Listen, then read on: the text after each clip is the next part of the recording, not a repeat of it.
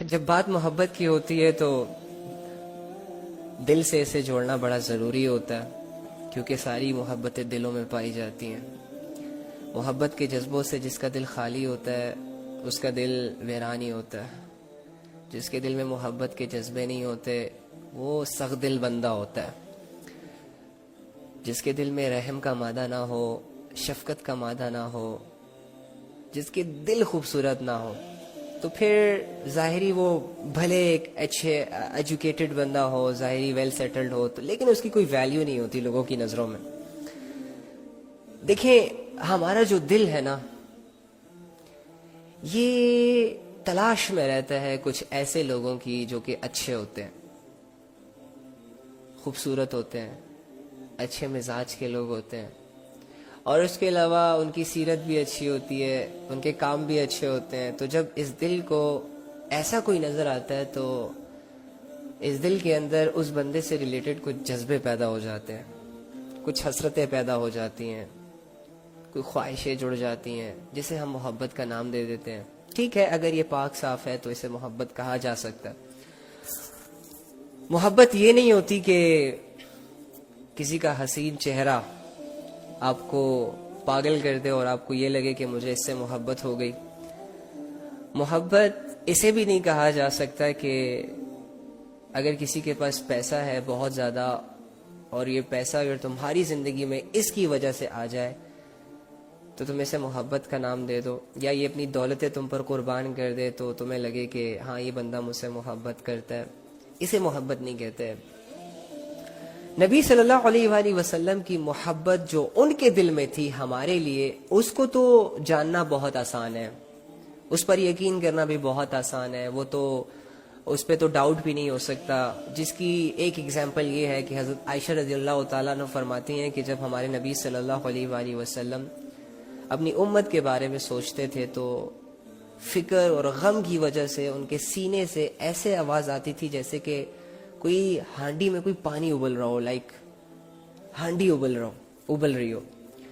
اس کے علاوہ نبی صلی اللہ علیہ وآلہ وسلم جنت کے سردار ہیں۔ نبی صلی اللہ علیہ وآلہ وسلم اللہ کے قریب ترین بندوں میں سے ہیں۔ نبی صلی اللہ علیہ وآلہ وسلم اللہ کی نظروں میں بہت اعلیٰ مقام پر ہے۔ اس کے باوجود عبادتیں کرنا اور عبادتوں کے بعد دعائیں کرنا اور ہر دعا میں مجھے اور تمہیں یاد رکھنا، یہ ان کی محبت کی نشانی ہے جو وہ ہم سے کرتے ہیں۔ اوکے، اور فکر مند رہنا اس بات کے لیے کہ میرے جانے کے بعد میری امت کا کیا ہوگا۔ اب دیکھو، تمہارے ماں باپ جب اس دنیا سے جاتے ہیں نا تو وہ یہ سوچتے ہیں کہ میرے جانے کے بعد میرے بچوں کا کیا ہوگا، اور وہ اسی لیے شاید موت کی خواہش کرتے نہیں ہیں، یا جب موت ان کے قریب آتی ہے تو ان کو اپنے بچوں کی فکریں لگ جاتی ہیں، اور وہ اس حسرت اور اس التجا میں اس دنیا سے چلے جاتے ہیں کہ ہائے میرے بعد میرے بچوں کا کیا ہوگا، میرے بچوں کی دیکھ بھال کون کرے گا، وغیرہ وغیرہ وغیرہ۔ بچوں کی محبت ہوتی ہے ماں باپ کے دل میں، سچی محبت ہوتی ہے۔ اسی طرح نبی صلی اللہ علیہ وآلہ وسلم کے دل میں ہمارا غم تھا۔ نبی صلی اللہ علیہ وآلہ وسلم ہم سے محبت کرتے تھے۔ نبی صلی اللہ علیہ وآلہ وسلم اپنے کاموں میں مصروف رہتے رہتے بھی ہمارا سوچتے تھے۔ نبی صلی اللہ علیہ وآلہ وسلم اکثر اوقات رو پڑتے تھے، پیغمبر ہو کے ان کی آنکھوں سے قیمتی آنسوؤں کا بہہ جانا ہم جیسے نکموں کے لیے یہ محبت کی ایک بہت بڑی دلیل ہے، بہت بڑی نشانی ہے، اگر اسے کوئی سمجھے تب۔ ادروائز اگر نہیں سمجھو گے نا تو پھر محبت کرنے والا اگر لاکھ دعوے بھی تمہارے سامنے کر جائے نا تو تمہیں یقین نہیں آئے گا، کیونکہ تمہارے دل میں اس کی محبت کو قبول کرنے کا کوئی ارادہ نہیں ہے، یا تمہارے دل میں اس کی محبت کے لیے کوئی جگہ نہیں ہے، جس کی وجہ سے تم سامنے والے بندے کی منتیں، ترلیں، دعائیں، اچھائیاں، کوالٹی سب کچھ اگنور کر دو گے، اور تم کہو گے کہ نہیں یار تم میرے ٹائپ کے نہیں ہو، میرے مزاج کے نہیں ہو، لہٰذا میں تمہاری محبتوں کا شکر گزار نہیں ہو سکتا، یا تمہاری محبت مجھے ایکسیپٹ نہیں ہے۔ نہیں، مجھے یقین نہیں ہے تمہاری محبت پر۔ اینی ہاؤ، لیکن جس کے دل میں کچھ ریالٹیز ہوں، جس کے دل میں محبت کو سمجھنے کی صلاحیت ہو، جس کا دل میچور ہو جائے، جس کا دل اچھائی اور برائی کے فیصلے کرنے والا ہو، حرام اور حلال کا تصور سامنے ہو تو وہ دل بڑا ایزیلی یہ چیز فیل کر لیتا ہے کہ واقعی ہمارے نبی ہم سے آخر لیول کی محبت رکھتے تھے. اور یہ صرف مجھ سے اور تم سے نہیں، پوری انسانیت سے. یہ جو لوگ قرآن کو جلا رہے ہیں نا، اللہ کی قسم نبی صلی اللہ علیہ وآلہ وسلم کے دل میں ان کے لیے بھی محبت تھی، ان کے لیے بھی فکر تھی. یہ خواہش تھی کہ یہ لوگ ایسے کام نہ کریں بلکہ اس رب کی عبادت کریں، اس قرآن کی حفاظت کریں کہ جس رب نے انہیں پیدا کیا. نبی صلی اللہ علیہ وآلہ وسلم کی محبت جو وہ ہمارے ساتھ کرتے تھے، اس کی ایک مثال یہ بھی دی جا سکتی ہے کہ کتابوں میں آتا ہے کہ دیکھو میری بات سنو، میں نا ایسے نہیں سمجھاؤں گا آپ لوگوں کو، میں تو تم لوگوں کے سوچ سے چاہتا ہوں کہ تم ایک بات سمجھو. اینی ہاؤ، جب آندھی چلتی ہے، طوفان چلتا ہے، تو کیا تم میں سے کوئی ڈیٹ پہ جاتا ہے؟ نہیں جاتا. جس سے تم محبت کے دعوے کرتے ہو، اگر وہ تمہیں لیٹ سپوز ایک ایسی سچویشن میں بلائے کہ جس سچویشن میں گھر سے نکلنا عام روٹین میں آسان نہ ہو، تو کیا تم جاؤ گے؟ نہیں جاؤ گے. لیٹ سپوز اگر تم بیمار ہو، تم ذہنی آزمائشوں میں ہو یا کسی طرح بھی ویک ہو چکے ہو، اب اگر تمہیں کوئی بلائے تو تم اپنے سکون کو پہلی فوقیت دو گے، لوگوں کے حکموں کو، لوگوں کے کہنے کو تم اگنور کرو گے، تم آرام کو زیادہ ترجیح دو گے. ٹھیک ہے، ایسا ہی ہے نا. یا جب موسم خراب ہوتا ہے تو تم اپنے گھروں سے باہر نہیں نکلتے. ایسا ہوتا ہے کہ نہیں ہوتا؟ بہت اگر کوئی ضروری کام ہو جائے تو تب تم نکلتے ہو، بہت زیادہ ضروری کام. اب سنو، تمہارے نبی کی نظروں میں کون ضروری تھا، کیا ضروری تھا، کس سے محبت تھی؟ کتابوں میں آتا ہے کہ رات کا وقت تھا، آندھی چل رہی تھی، ہوائیں چل رہی تھی، اور قریب تھا کہ بارش جیسا موسم بھی تھا. صحابہ فرماتے ہیں کہ ایک پہاڑی کی طرف سے ایک شخص ہماری طرف آ رہا ہے. دور سے ہم نے دیکھا کہ ایک شخص پہاڑ کی جانب سے ہماری طرف آ رہا ہے آہستہ آہستہ. جب وہ ہمارے قریب آیا تو ہم نے انہیں پہچانا، وہ ہمارے پیغمبر تھے، ہمارے نبی صلی اللہ علیہ وآلہ وسلم تھے، محمد تھے صلی اللہ علیہ وآلہ وسلم. ہم سب حیران ہو گئے کہ اس اتنے سخت موسم میں یا رسول اللہ کہاں سے آ رہے ہیں آپ؟ تو نبی صلی اللہ علیہ وآلہ وسلم نے ان کو یہ آنسر کیا تھا کہ اس پہاڑ کے پیچھے ایک قافلہ گزر رہا تھا جس نے صبح چلے جانا تھا، اور مجھے پتہ چلا کہ ان کا یہاں آج پڑاؤ ہے، تو میں فوراً ان کے پاس چلا گیا اللہ کا حکم پہنچانے، اللہ کا کلمہ پہنچانے، تاکہ یہ لوگ کلمے سے محروم نہ ہو جائے.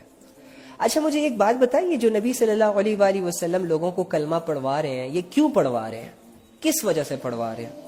یہ جو نبی صلی اللہ علیہ وآلہ وسلم کبھی اپنے چچا کے دروازے پہ جاتے ہیں اور ان کی گالیاں سنتے ہیں، کبھی منافقوں کے دروازے پہ جاتے ہیں، ان کو سمجھاتے ہیں اور ان کے جو دھکے کھاتے ہیں، یہ جو نبی صلی اللہ علیہ وآلہ وسلم نان مسلمز کی بازاروں میں جاتے ہیں اور ان سے یہ کہتے ہیں قولوا لا الہ الا اللہ تفلحوا، اور بدلے میں ان کو گالیاں سنائی، ان کو شاعر کہا جاتا ہے، ان کو مجنون کہا جاتا ہے، ان کے منہ پر تھوکا جاتا ہے، ان کے منہ پر مٹی پھینکی جاتی ہے، ان کو دھکے دیے جاتے ہیں. آخر کر کیوں نبی صلی اللہ علیہ وآلہ وسلم اس پوری انسانیت سے یہ کلمہ پڑھوانا چاہ رہے تھے؟ ریزن کیا ہے؟ کاز کیا ہے؟ وجہ کیا ہے؟ یہی وجہ کہ انسانیت اللہ کے عذاب سے بچ جائے. مجھے ایک بات بتائیں، جب آپ کی ماں آپ کو، ایک بچے کو جب آگ کی طرف بڑھتا ہوا دیکھتی ہے تو اسے کیوں اٹھا لیتی ہے؟ تاکہ وہ آگ میں جلنے سے بچ جائے. اب بچہ تو یہ نہیں چاہ رہا ہوتا کہ میرا یہ جو سفر آگ کی طرف تھا یہ ختم ہو جائے، میری ماں مجھے اٹھا لے. بچہ تو نہیں چاہتا تھا، لیکن اس کی ماں نے اسے کیوں اٹھایا؟ کیونکہ ماں بچے کو جلانا نہیں چاہتی. اور کیوں نہیں جلانا چاہتی؟ کیونکہ ماں بچے سے محبت کرتی ہے. نبی صلی اللہ علیہ وآلہ وسلم جو فکر مند رہتے تھے امت کے لیے، جو ان سے یہ کلمہ پڑھوانا چاہتے تھے اور کلمے کے نیچے جو زندگی ان کو بتاتے تھے اور اس زندگی پر ان کو آنے کے لیے جو دعوتیں دیتے تھے، یہ اسی لیے دیتے تھے کہ امت ایک بہت بڑے عذاب میں گرفتار ہونے سے بچ جائے. لیکن امت کو تو عذاب پسند ہے، اس بچے کی طرح. ہمارے نبی صلی اللہ علیہ وآلہ وسلم جو لوگوں کو اللہ کی باتیں بتاتے تھے وہ اسی لیے بتاتے تھے کہ یہ امت کہیں اللہ سے ناواقف نہ مر جائے، کہیں کوئی اس دنیا سے اس حالت میں نہ چلا جائے کہ وہ اپنے پیدا کرنے والے کو ہی نہ جان سکے، اور پیدا کرنے والا اس کے سامنے سے آ جائے اور یہ پیدا کرنے والے کو کہے کہ میں نے تو 60-70 سال کی زندگی میں آپ کو نہیں پہچانا، آپ کی کوئی بات نہیں مانی، دنیا میں عیش و عشرت کی، عیش و عشرت ختم ہو گئی، اب تمہارے پاس آ گیا۔ تو اینی ہاؤ، کیوں، وائی، کیوں اتنی فکر، کیوں ایسے؟